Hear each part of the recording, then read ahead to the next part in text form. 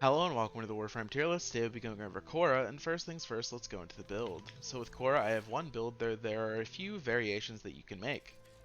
I was choosing to subsume Lycath's Hunt over her third ability Venari, as even when you subsume over Venari, you still keep Venari as a pet, you just lose access to change which mode she's in.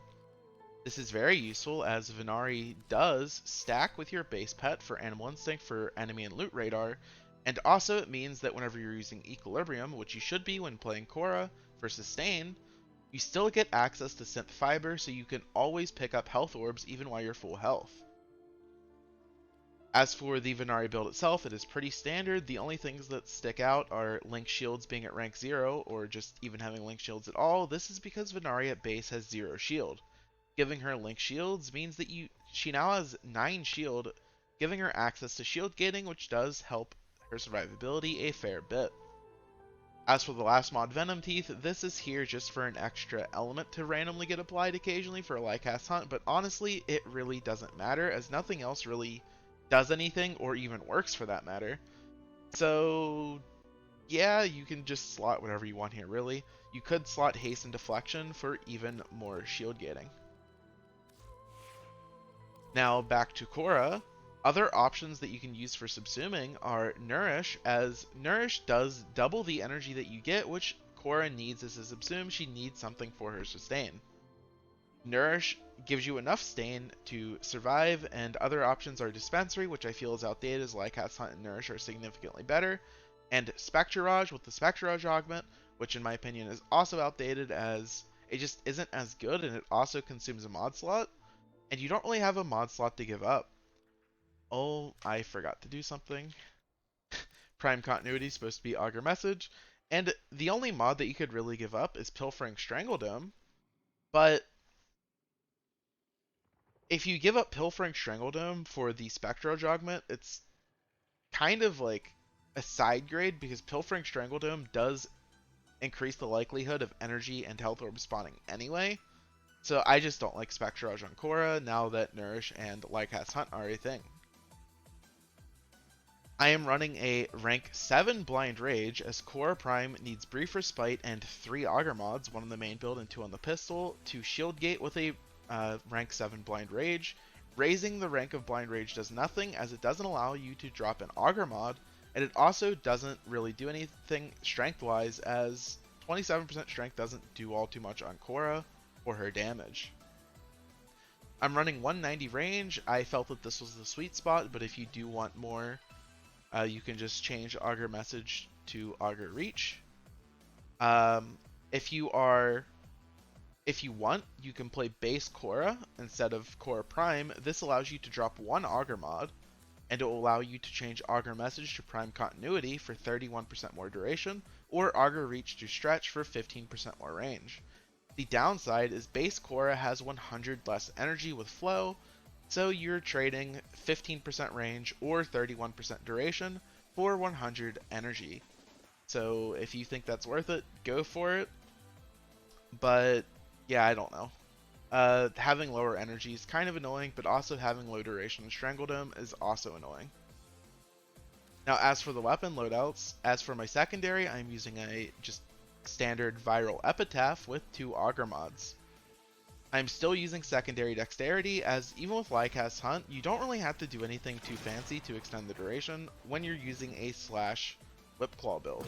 See, all you do is shoot once, nothing fancy, just shoot or smack with the claw, and you get the extension on your Lycath's Hunt. You don't have to overcomplicate it. Now moving on to the primary, there are a million different things you can do. You can use a primary Cedo for even more priming the enemies with viral and heat random status effects.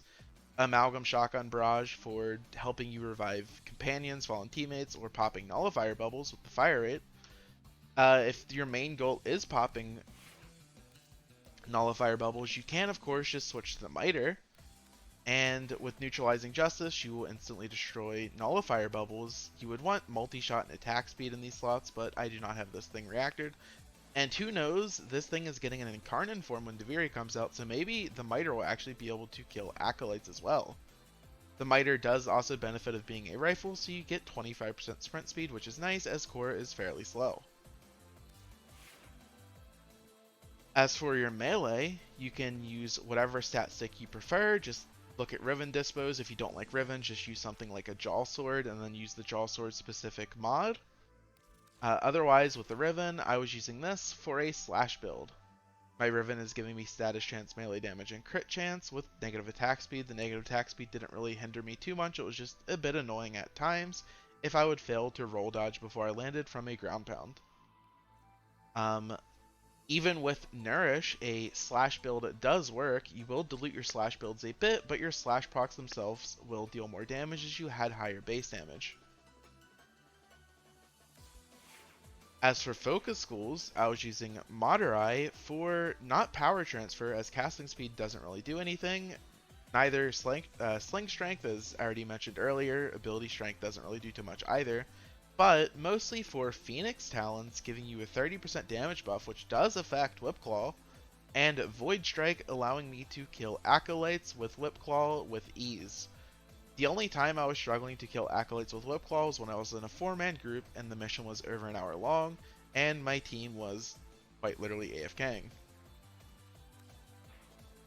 Other focus schools are Uneru if you don't have Prime Surefooted, as you will now have access to Poise, which is very useful, and it will give you Caustic Strike to help you kill Acolytes and tankier Eximus units that you would otherwise struggle to kill.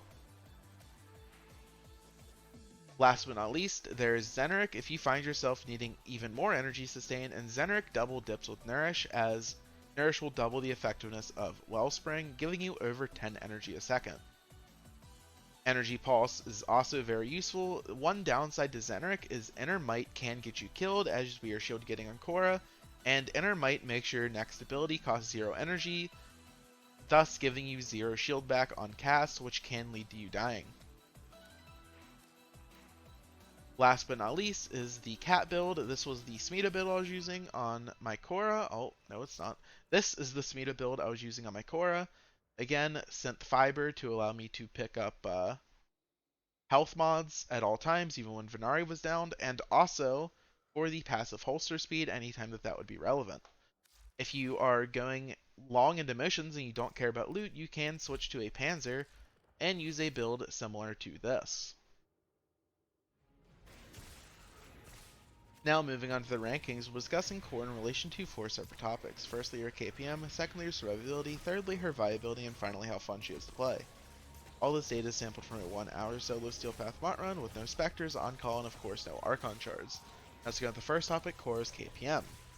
Now, Khora's KPM is a bit all over the place, as if you're playing a Strangledome build, that is, as it is very tile dependent, as her Whipclaw has line of sight issues.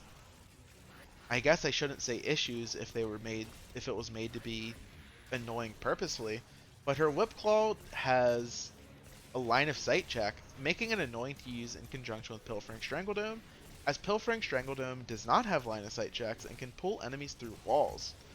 This means that in certain tile sets, it is incredibly annoying to find a good place to place your Strangledome while always being able to hit them with your Whipclaw, and you don't have to like constantly run everywhere to actually hit everything with your Whipclaw. In worst case scenarios, I've gotten as low as like 85 KPM with Khora, but in best case scenarios, you can get 150 KPM using like camping Strangledome builds.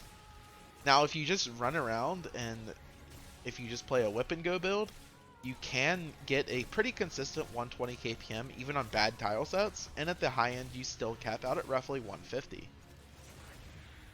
Also on top of all this, since you can run a slash build on Khora, she does have some sort of scaling on top of her just dealing high raw damage. So she does have scaling potential in her kit with decently high KPM, so at the end of the day I will give her an S rank for her KPM. Now let's move on to her survivability, and I'm just going to be short here.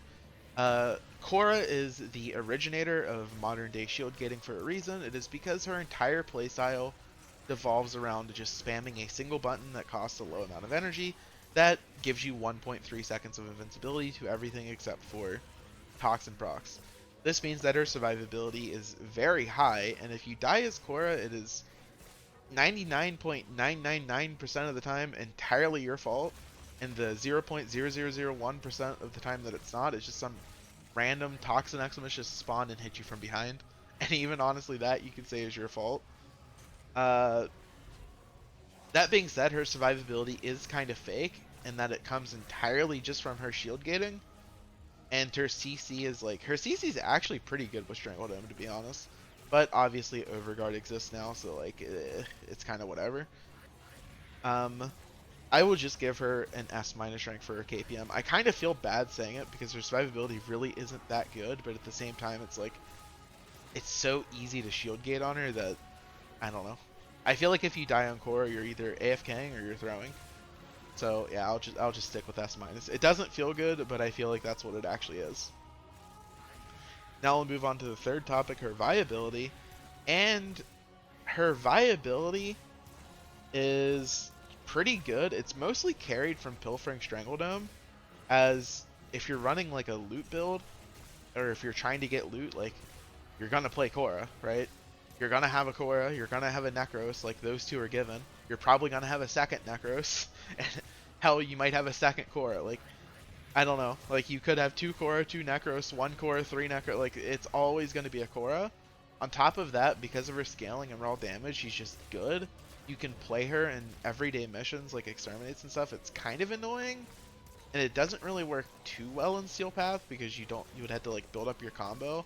But it's like not the worst, but it's also not the greatest either. The other thing is she is, in my opinion, the best carrier in the index, as you still have access to Venari in the index, giving you loot radar. And I personally think that she's better than Titania for it, or any of the other Warframes. And then she's just good at random stuff, like, and she does have scaling, like I mentioned in her KPM. So if you're doing endurance runs, like, she's not bad. So her viability's not bad. I will have to give her like an A minus for her viability. Now, moving on to the final topic, is she fun? And this is where I believe Khora suffers. There are bugs with her in fissure missions where enemies become outright immune to all of your abilities. I do not know what causes it. I think it is Venari herself, from all the clips that I've seen and just from like experiencing the bug a million times. She's also just kind of boring, to be honest. I don't know. Like, at first, whenever I was playing her, I was always playing her as Pilfering Strangledome builds, because I was just helping get people loot. And also, I just think it's, like, the best way to play her, as it's just, like, not necessarily always the highest KPM, but it's, like, the safest way to play her. So I was like, well, maybe it's just because I'm running a Pilfering Strangledome build where I'm just sitting in one room, just whipping my cage over and over again. Maybe that's why I think she's boring. So then last night, just before I recorded this video, I was like, oh, you know what? I'll just go do a fissure with a friend, and I just won't use Strangledome. I'll just run around and whip, like her other playstyle. And no, it was honestly, I found it even more boring. I don't really find it fun just sitting there spamming a single button over and over again, which probably sounds rich since I use so many shield gate builds, but usually in other shield gate builds, like, you're using your entire kit. Like, I don't like frames where you're like just doing one thing, and that's pretty much in Khora's entire shtick. Like, you never really have to use Ensnare, because Ensnare is an ability that's better on other Warframes that aren't Khora, as it's kind of just Strangledome but worse. The only time Ensnare is really useful on Khora is for Acolytes that I found. And I guess demos, I don't know. I feel like Entangle doesn't really work too well on demos. But it does work really well on Acolytes, but then you're just using one of your abilities every 5 minutes. And your third ability persists forever. Or it's like Nourish, which I guess, but is casting Nourish once every 30 seconds fun? Or switching things up? Like, not really. You do have the benefit of dealing primarily red crits if you have a Riven that gives you positive crit chance. But I don't know. And then there's the downside of, like, even though you are doing red crits, whenever your stupid Smita procs, you start doing orange crits again, and it's just annoying. I don't know. It's just, she's not my cup of tea. I just find her very boring, just running around spamming Whipclaw over and over again, to be honest. Especially since you don't get to use your weapons. I think that's the biggest problem with her. With other caster frames, you still get to use your weapons in varying degrees, but with Khora, like, you really don't. Like you're just running around shooting an epitaph, occasionally priming enemies to keep your Lycath's hunt up, or if it's an Eximus, you prime them with an epitaph. But outside of that, like you don't get to use your weapons because you have to use stupid dexterity mods for combo duration. Because if you don't use combo duration mods, then like any mistake you make can cause your your combo to run out, and then you just deal 0 damage. I don't know.